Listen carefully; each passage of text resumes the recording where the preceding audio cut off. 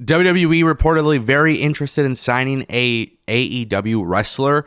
Guys, it's not MJF, and yes, I do think this actually could very well happen, and I'm going to tell you guys why it wouldn't be a bad thing if it did happen. Also, I'm going to tell you why it could be a bad thing if it does happen. All right, my name is Ango. On this channel, I bring you the latest news and rumors. We got some big stories today. WWE's being sued, and we know the new Age Outlaws are returning. If you guys want more news videos like this, go ahead and click that subscribe button for more.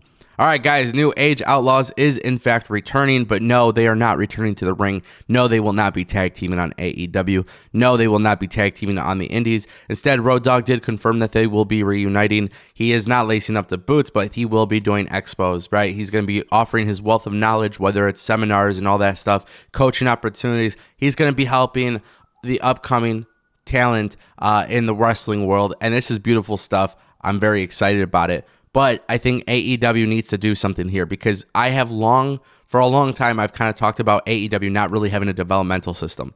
And I was watching AEW Dark and Dark Elevation, and I still stand by my opinion. Those are not developmental brands. Those are not developmental shows. Those are shows that allow AEW's main roster talent to pad their record.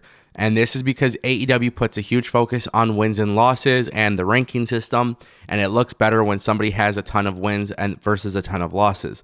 This is why people like Jade Cargill have such a high record. And even if you look at in 2022, Shawn Dean is now 2-0, but one of those wins coming from Dark. I don't necessarily agree with this way of doing business. However, it's the way they're doing things. I'm not really anybody that's going to have influence on that decision. But I do think AEW should very well look into creating their own performance center or some sort of developmental system. And I really do think Tony Khan would benefit from this. I think, first of all, I've mentioned in the past, William Regal, based on his experience with WWE and NXT, Dogg, Jesse James, right? And you got Billy Gunn, and you got Jerry Lynn, and by the way, you have Mark Henry and Big Show. You could develop talent. You have the people there to help develop talent. I think you need to have a system. Right now, they are developing people with their live television. I think they should have a system. Now, you might be wondering why I feel this way. Well, I know what often happens when I look at my comment section is you guys look at NXT 2.0 as something completely different from ever before. But I know for a fact you haven't watched NXT long enough because NXT 2.0 is basically going back to the roots of WWE NXT.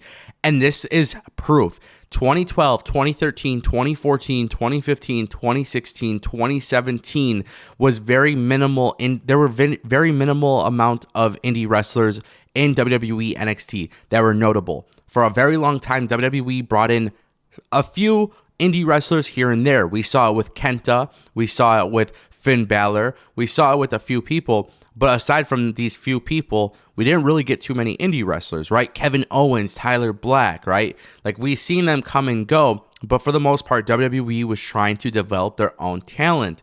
And they did that. For a long time, they did. I would say from 2019 and upward, that's when WWE signed absolutely everybody from the indie wrestling world. And that was Triple H doing his global localization plan. And I don't believe that worked out for them. I don't. I believe it's why they got into this mess to begin with. Now, with that being said, WWE has shown time and time again that they could develop they could develop a future. They could develop people. And we're starting to see that again. They might be new faces to you, but now people are starting to actually cling on to these personalities. Now, I'm not saying NXT 2.0 is better than AEW, but what I'm saying is NXT 2.0 is a show that is developing their talent like back in the day, 2013, 2014, 2015. It's very similar to what WWE had done before. And back at that time, by the way, WWE did have main roster people jump over to NXT to work with some of these people. So just keep that in mind. It was something that was done in the past. This is not anything revolutionary. But I continue to beat this issue into your heads. I think AEW needs some of that. I genuinely do, because I think AEW's skills will eventually help develop more talent for their company. And that is very important. All right, guys, WWE is being sued by MLW. I don't really have too much of any sort of opinion here. I do find this to be very interesting. Essentially, what's been happening here is that WWE is being sued because they got involved in MLW's streaming deal with Tubi on Fox. Now, as far as the whole lawsuit goes, I'm not a lawyer. Based on that, I really can't offer like a good opinion.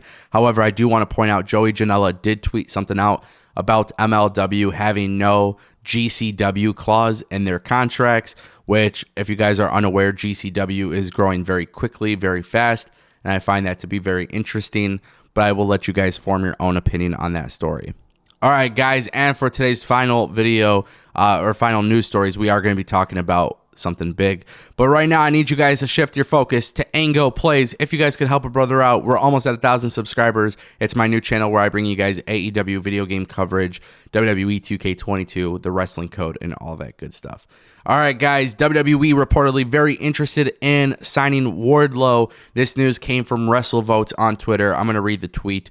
With his biggest match to date happening later tonight, I can confirm without hesitation that WWE will be extremely interested in luring Wardlow away from AEW when his contract is due. There are several people within World Wrestling Entertainment that love his potential. Now, the reason why I wanted to talk about this is because this could be really, really good for pro wrestling. It could be really, really good for WWE. It could be really, really bad for AEW. Now, let me explain. WWE signing Wardlow will cost WWE a lot of money, just as them signing any sort of AEW talent. Now, I understand that a lot of people believe that AEW talent won't go to WWE, and I do believe for the most part, a lot of people will not go. I know a lot of people will probably have loyalty to Tony Khan. However, I do believe it is going to get to the point where WWE will offer so much money where Tony Khan will either have to match it or pay more. And I could see that being a strategy of WWE to hurt AEW. Now, to be very clear, Tony Khan talks about having a lot of money, but Tony Khan is very picky and choosy with how he spends that money, so the way he talks doesn't necessarily match up with his actions. This is why we've seen a lot of low-cost acquisitions compared to those high-cost acquisitions. Now, that's not a bad thing. That's a smart thing. I just don't know. Will Tony Khan end up being the type of owner that ends up spending millions of dollars to retain Wardlow? Now, the real question is, would WWE even offer millions of dollars to sign Wardlow?